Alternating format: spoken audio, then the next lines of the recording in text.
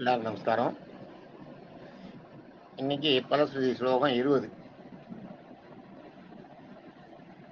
ஏகோ விஷ்ணுர் மகத்பூதம் பிருதக் பூதான்யனேகச பிருதக் பூதான்யனேகச பிருதக் பூதான்யனேகச அப்படி சொல்லணும். ஸ்ரீன்லோகான் வியாபிய பூதாத்மா புங்கதே விஸ்வபுகவ்யேக விஸ்வபு கவ்யேக விஸ்வபு அகவ்யேகன்னு சொல்லணும். கவ்யன்னா அழிவு, கவ்யன்னா அழிவு, அகவ்யன்னா அழிவு இல்லாதன்னு அர்த்தம். விஸ்வபு அகவ்யேக அப்படி சொல்லணும். சொல்லும்போது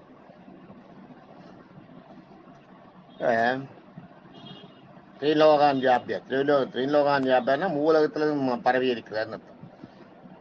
ஏகோ விஷ்ணுர் மகத்பூதம் பிருதக் பூதான்யனேகச திரிலோகான் வியாபிய பூதாத்மா புங்கதே விஸ்வபுகவ்யேக.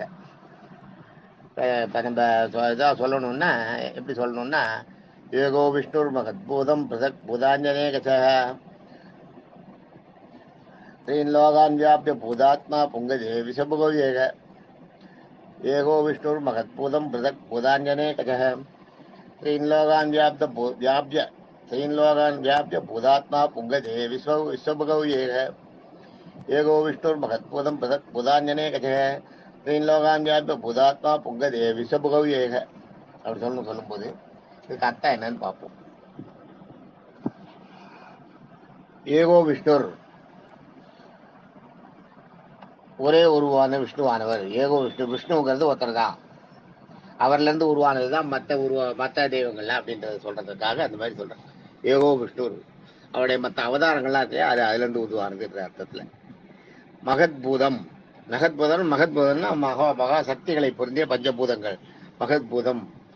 பிருதக் பூதான் வச்சுக்க. பிருதக்னா தனித்தனியா இருக்கிறதுக்கு பேர் பிருகுன்னு பேர். பிருகுன்னா தனித்தனியா இருக்குது. பிருகத்னா தனித்தனியாக, பிருகத் பூதான் ஜீவன்கள், தனித்தனியான ஜீவன்கள். எத்தனையோ ஜீவன்கள் பூலோகத்துல அண்ட சராசரத்துல இருக்குல்லையா, அது தனித்தனியாக ஜீவன்கள். பிருதக் பூதான் அநேக ஜீவன்களாக வடிவெடுத்தவர். தனித்தனி ஜீவாத்மாக்களாக அநேக ஜீவன்களாக வடிவெடுத்தவர். தனித்தனி ஜீவன்களாக அநேக ஜீவாத்மாக்களாக வடிவெடுத்தவர்னா எல்லாத்திலையும் உள்ளுக்குள்ள வந்து இருக்கிறவர்னு அர்த்தம். த்ரீன்லோகான்னா மூலகங்களிலோ. த்ரீன்னா 3, இங்கிலீஷ்ல 3ன்றது இல்ல, சான்ஸ்கிரிட்ல 3ன்னா 3. திரையோதசி சொல்றமே அதான். திரையோன்றது வந்து திரையான்னு வந்ததுன்னா 3, திவிதியன்னா 2, ஏகம்னா 1, திவிதியன்னா 2, திருதியைனா 3. அதுதான் இங்க த்ரீன்லோகான் மூலகங்களிலும் வியாபிய. த்ரீன்லோகான் வியாபியன்னா எங்கும் பரவி இருக்கும், வியாபித்திருக்கும். பூதாத்மா அந்த பரவி இருக்கும், அந்த ஜீவன்களுடைய எல்லா ஆத்மாக்களிலும் பரவி இருக்கும். புங்கதேன்னா சேஞ்சு, மாறுதல். எல்லா ஜீவாத்மாக்கள் மாட்டோட உயிரா, மனுஷனுக்கு மனுஷனோட உயிரா, மற்ற மிருகங்களுக்கு மிருகங்களோட உயிரா, புல் பூண்டு பூச்சிகளுக்கு அதனுடைய உயிரா, அதுதான் புங்கது. அந்த மாறி அந்தந்த ஜீவனுக்கு ஏற்ற மாதிரி உயிரா இருக்குது. அகவ்யேக. கவ்யன்னா அழிவு, அகவ்யேன்னா அழிவில்லாது. விஸ்வபுன்னா விஸ்வபுகவ்யேக புங்கதே விஸ்வபுகவ்யேக இல்லையா. பூதாத்மா புங்கதே வியாபிக்கும். பூதாத்மா புங்கதேன்னா மாறுபடுறது. புங்கதே விஸ்வபுகவ்யேக. விஸ்வபுன்னா விளங்குதல், அழிவில்லாத விளங்குதல்னு அர்த்தம். ஒரே மூல உருவம். அதுக்கு மொத்தம் நீங்க அப்படியே கன்சாலிடேட் பண்ணி சொல்லணும்னா இதனோட இது ஒரே மூல உருவான விஷ்ணு பெரிய பிரபஞ்சங்கள், ஜீவன்கள், தேவர்கள், மனிதர்கள் மற்றும் பிராணிகளின் அநேக ஜீவன்களாக உருவெடுத்து 3 உலகங்களில் வியாபித்திருக்கும் ஜீவாத்மாவின் ஆத்மாவாக, ஜீவன்களின் ஆத்மாவாக விளங்குபவர். தான் எந்த மாறுதலுக்கும் அழிவும் உண்டாகாமல், தனக்கு எந்த மாறுதலும் அழிவும் உண்டாகாமல் நிலையாய் நிற்பவர்னு அர்த்தம். இது விஸ்வபுகவ்யேகன்றது அதான்.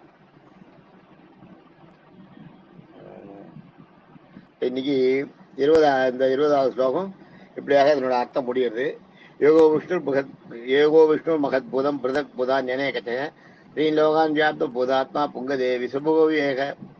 அதுதான் இதுக்கு அர்த்தம் என்னன்னா, ஒரே ஒரே மூல உருவான விஷ்ணு பெரிய பிரபஞ்சங்கள், பெரிய பஞ்சபூதங்கள், ஜீவன்கள், தேவர்கள், மனிதர்கள் மற்றும் பிராணிகள் என அனைத்து ஜீவன்களாக உருவெடுத்து 3 உலகங்களையும் வியாபத்திற்கும் ஜீவன்களின் ஆத்மாவாக விளங்குபவர். தான் எந்த மாறுதலுக்கும் அழிவுக்கும் ஆளாகாமல் இருப்பவர், நிலையாய் இருப்பவர். இதே அவருடைய பெருமைகளை சொல்றது. இதுவும் பீஷ்மர் சொன்னதுதான். தேங்க்யூ.